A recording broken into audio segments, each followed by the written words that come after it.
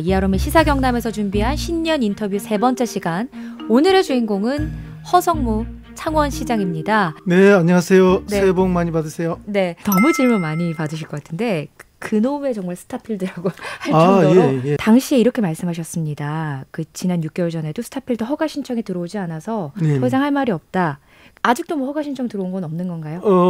오늘 네? 저희 관련 부서를 찾아와서 뭐 방문을 하고 갔다고 그럽니다. 아, 신세계 측에서요? 예. 그러니까 이제 정식 허가 신청은 들어오지 않았고 그걸 위한 이제 사전 미팅 같은 그런 정도겠죠. 그래서 만약에 이제 허가 신청이 들어오면은 저희들은 어떤 그 건축물의 허가 신청이 들어오면 그걸 처리하는 절차가 있습니다. 그에 따라서 처리를 하게 될 것이고요. 그다음에 또 한편으로는 스타필드는 찬반 양론이 팽팽한 네, 그렇습니다. 그래서 이제 공론화가 필요하다는 거죠. 근데 만약에 공론화위원회에서도 치열하지 않겠습니까? 예, 그죠? 그렇죠. 결론이 나지 않는다거나 혹은 애매한 결론이 난다거나 혹은 장기화된다거나 이러면 결국 시장님이 나서셔야 되는 거 아닐까요? 최종적으로는 그죠? 결국은 어떤 시장의 판단이 필요하죠. 네. 저한테도 뭐 항의하러 오고 대표자들이 뭐 시민들이 많이 왔습니다. 그래서 제가 딱 잘라서 말씀드렸습니다. 시장은 스타필드에 대해서 부정적 견해를 가지고 있는 것이 분명하고 내 개인적 의견은 반대한다는 의견을 여러 차례 선거 전에도 이야기했고 지금도 변함이 없다.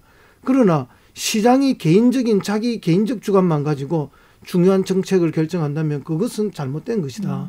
그렇기 때문에 어떤 이런 중요한 문제가 있을 때 그걸 처리하는 법적 절차가 있는 것이고 또 그런 장반 양론이 격렬하게 대립되는 경우에는 이런 공론화를 통해서 시민들의 의견과 중지를 모아보는 것이 중요하다. 그렇기 때문에 공론화에 대해서 자꾸 부정적인 시각을 갖지 말고 오히려 긍정적인 관점에서 바라봐 달라는 말씀을 드렸습니다. 창원시 아파트 왜 이렇게 많냐. 그렇죠. 그다음에 왜 이렇게 많이 짓게 놔뒀느냐. 물론 지금 현직 시장님의 얘기는 아닙니다만 그런 책임이 좀 지자체에 있다라는 목소리가 커요.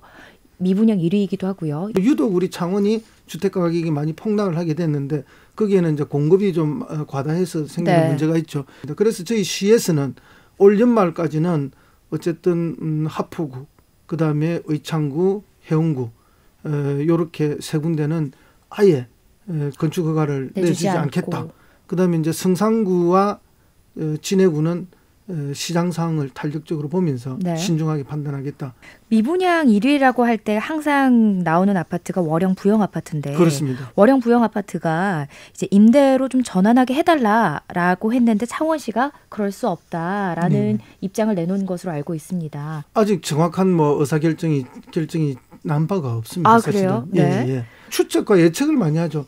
이렇게 뭐 분양이 안 되니까 원래 임대 사업을 하던 그 회사니까 임대로 전환하지 않겠느냐, 뭐 또 어떻게 하지 않겠느냐. 그 아파트를 짓고 있는 부영에서도조차 정확하게 우리가 뭘 어떻게 하겠다는 입장을 아직 정확하게 밝힌 바도 창원시에 공식적으로 밝힌 건 없는 거군요. 없고 시민들한테도 밝힌 바가 없는 거죠. 수소산업, 방위산업, 항공부품 산업을 3대 산업으로 키우겠다 하셨습니다. 수소산업이 뭐 여기서 앞으로 발전한다고 해서 우리 공단 전체가 그 하나로 뭐 어마어마하게 활성화된다 그렇게 보지는 않습니다.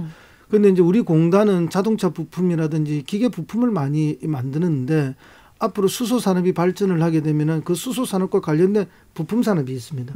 그럼 우리는 그 부품 산업이 핵심이죠. 그 부품 산업을 우리 쪽에서 이제 최대한 수소 산업 관련된 부품 산업들을 최대한 앞으로 발전시키게 하겠다는 게 우리의 목표고요. 항공 부품 산업 같은 경우에는 뭐 항공 산업 하면 전부 사천 진주다 이렇게 하지만 그렇지 않습니다. 지금도 포션은 우리 창원이 더 큽니다. 특히 엔진을 중심으로 하는 민수항공 부분은 더 그렇고요. 그건 정밀 가공이기 때문에 우리 창원의 경쟁력이 있다. 창원 시민들이 실제로 궁금해하고 있는 점들도 SNS로 미리 받았는데요. 여러 가지 여쭤보도록 하겠습니다. 가장 먼저 들어온 얘기가 뭐였냐면요.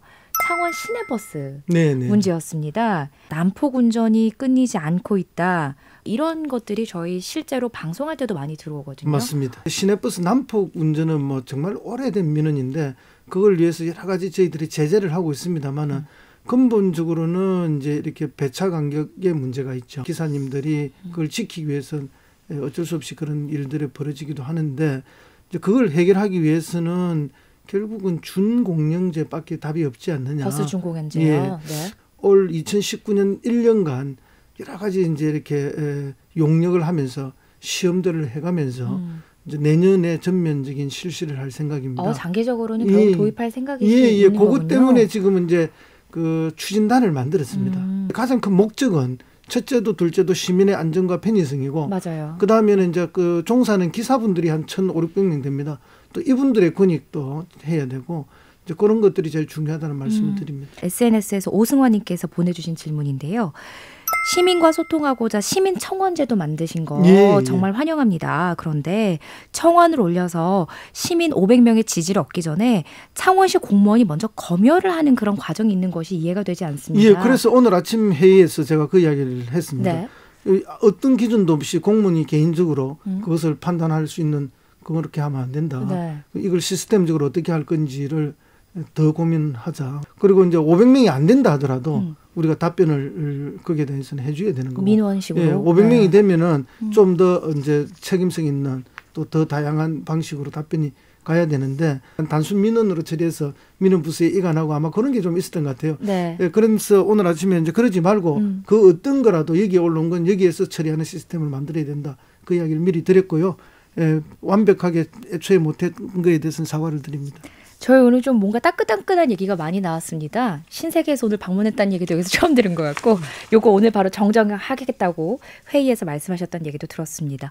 지난 6개월의 창원시정을 좀 평가해 본다면 어느 정도 점수 주실 수 있으세요?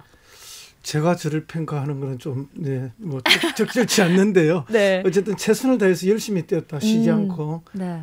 그 결과 그래도 뭐 이렇게 이제 예년에 비해서 상황이 어렵긴 하지만 우리가 또 미래의 비전들을 좀 만들어내고 또 많은 예산도 좀 확보해서 올해 집행할 수 있는 여력을 만들어 놓았습니다. 뭐 올해는 황금 대지 해라는데 대지는 이제 풍요와 다산을 상징하고 있습니다. 그런 만큼 우리 창원에도 그런 풍요롭고 따뜻한 그런 한 해가 되었으면 좋겠고요. 그걸 위해서 시가 최선을 다하겠습니다. 우리 시민들께서도 함께해 주십시오.